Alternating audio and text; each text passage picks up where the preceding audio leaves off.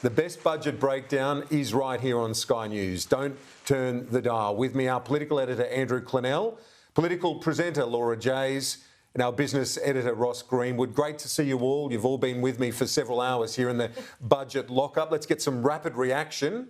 Headline takeaways. Andrew Clennell. I think it's Jim Chalmers' Robin Hood budget. He's taxing the rich, the gas companies, the multinationals, and giving to the poor, Kieran. Laura Jays, your thoughts? Thanks to coal, commodities and immigration, this budget is back in black without any real tough decisions being made.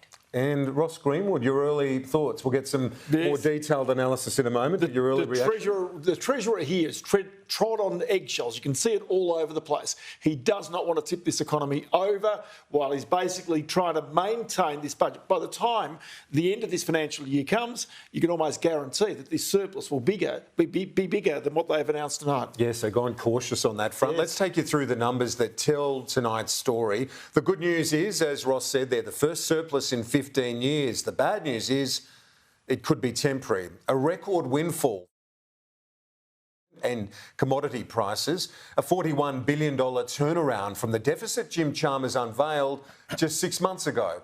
In total, the deficits over the next 4 years are $143 billion smaller than previously predicted. But with unemployment tipped to increase, commodity prices forecast to decline, the structural deficit persists. Let's show you some of the challenges.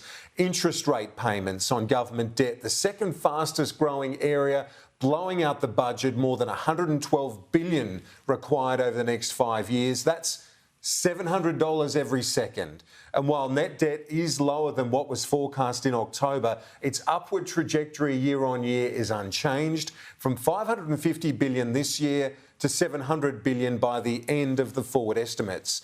The NDIS climbing costs is the biggest weight on the budget, no doubt. With 200 people joining the NDIS daily, it's forecast to have 1 million participants by 2032. For now, it's costing $5 billion more each year than the last, more than $50 billion by the end of the forward estimates.